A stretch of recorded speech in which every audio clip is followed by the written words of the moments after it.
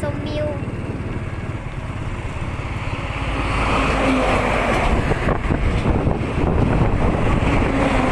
ลมแห้งมันสิบ่ค่อยได้ยินเสียงโอเคไปเลยไป let's go ขี่ไปเรื่อยๆนี่ไฟเปิดอุ้ยมีเรือนนะ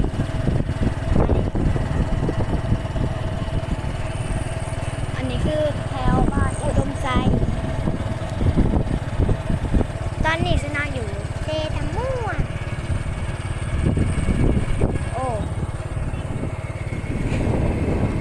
บรรยากาศเงียบเหงา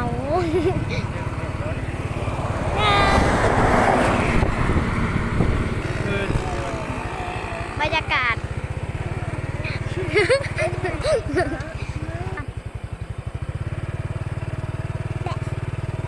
บรรยากาศยามแรงประมาณ 6-7 โมงแนวสิขี่ไปแบบเงียบๆให้เบิ่งวิวมีเสียงเบิ่งขัวเดี๋ยวสิพาไปย่างเบิ่งขัวโอเคไปตรงโน้นแถวนี้สิมีต้นไม้หลาย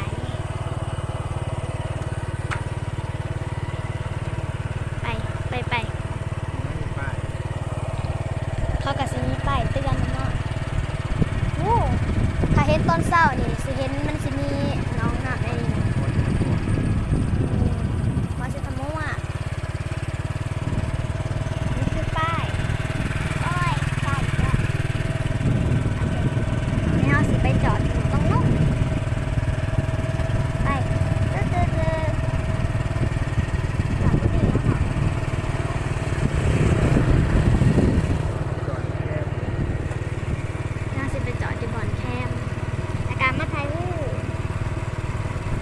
ไฟเต็มเลยทางดี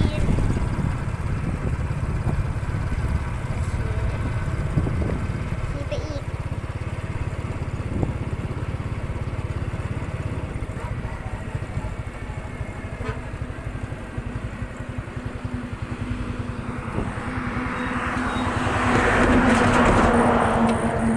รถเขาสิมักแล่นตอนค่ำล่องมันนี่โอ้ย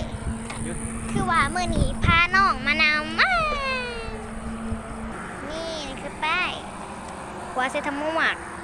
แล้วก็นี่คนอ่านอะไรเลยแล้วก็มีฟังนั่นเขาสิขำไป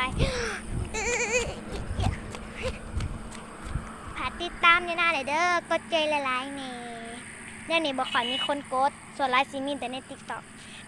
กันอย่าลืมติดตามIGเด้ออันนี้ก็ขัวเซทาม่วงโครงการก่อสร้างขัวคือใหม่ตามทางหลวงแห่งชาติเลข 9โดยการสวยเรือล่าจากรัฐบาลและประชาชนญี่ปุ่นเพื่อเป็นสัญลักษณ์แห่งมิตรภาพและการร่วมมือระหว่างสปป.ลาวและญี่ปุ่น2019ถ้าอ่านบ่ถูกก็ขออภัยเด้อเดี๋ยวมาเบิ่งนี่โอ้ยเกือบลงนี่เฮาสามารถลงไปได้แต่เฮาขอบ่ลงแล้วกันยันตก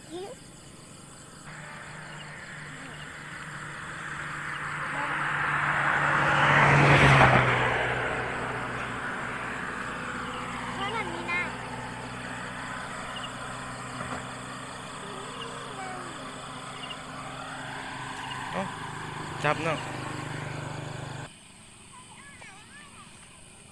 จับดิวลิน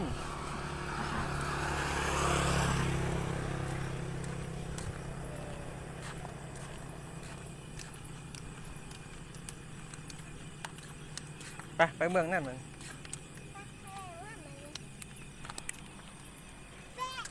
พี่ความผ้าพี่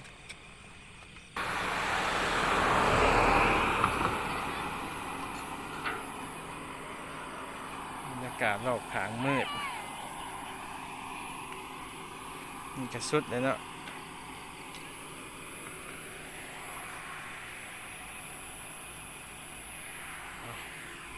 แล้วมันยางเบิ่นอีก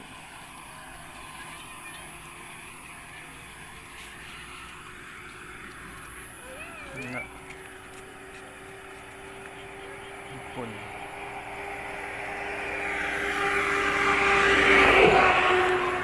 ว้ายย่างมัน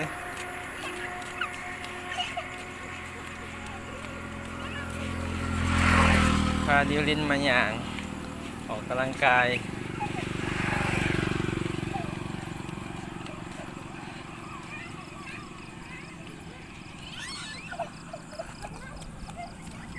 หยุดก่อนหยุดจับมือ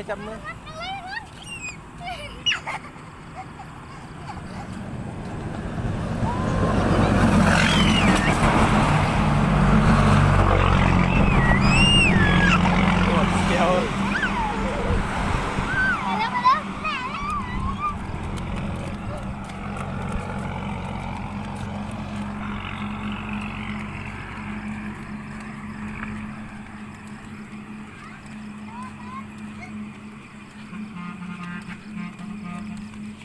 ดิว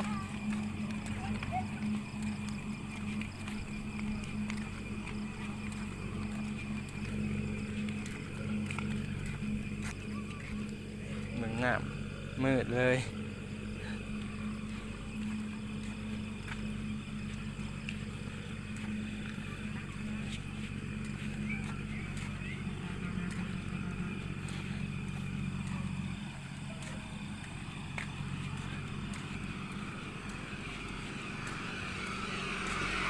จุดใจกลางอะไรอย่างเงี้ย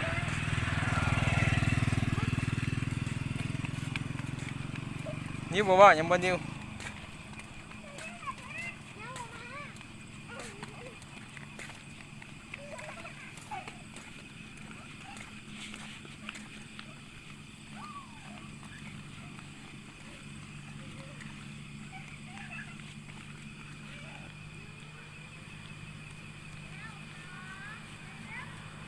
ที่บ่ยาวเติบรถมาเด้อ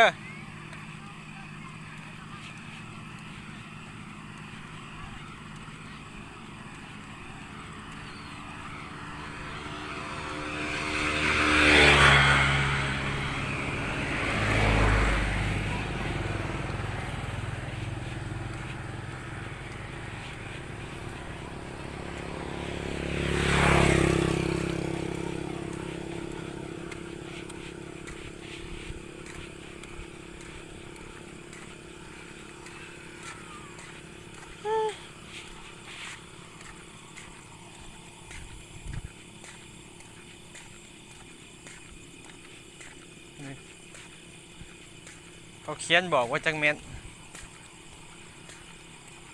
เมื่อยบะจะดิ้นเมื่อยบะฮะเมื่อยยังมาผิดดูโอ้รถเมื่อยบะนี่160 เมตรมันนี่สะอาดไหมหัวเซทามอลไปเอาปิ้งฮันดอกกันเถอะ ขึ้น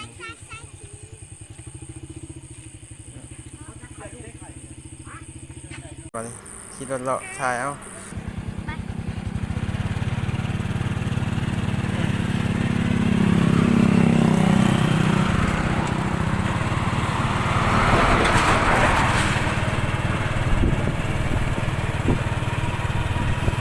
เมื่อยยางขี่รถจักรเอา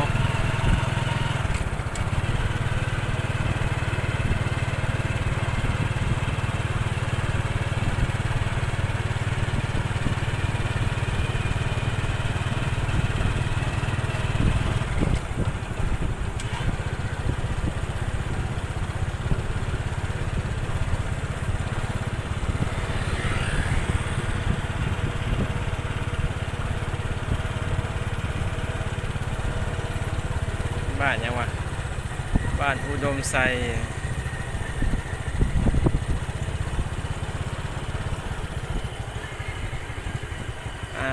โค้งกลับบ้าน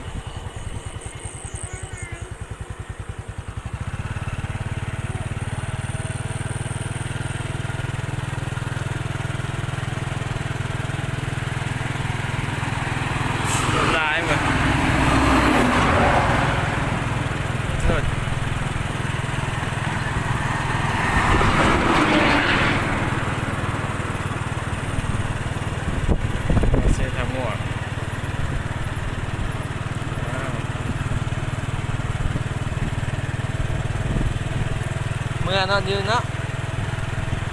มือเฮือนเนาะมันเนาะ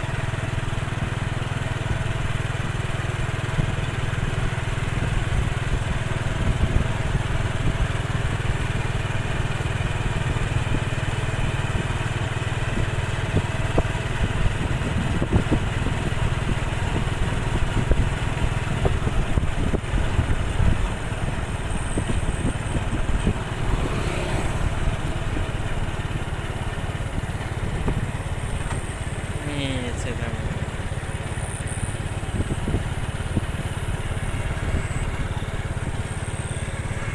ปิด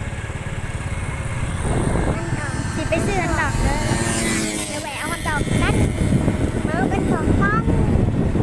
ไม่ชอบปันดอกมาเอาอันดอกแล้วช่างหนึ่งสองบ่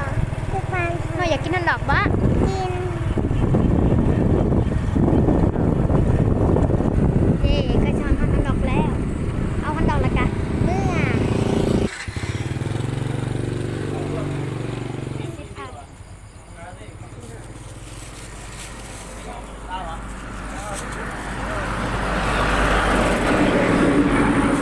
6 ตัวเท่าไหร่6 ตัวเฮ้ย เดี๋ยวเขาสิเมื่อแล้วสิตัดผ่าไปตอนกำลังขี่รถเมื่อ เรือนเฮา เงินเงินเฮา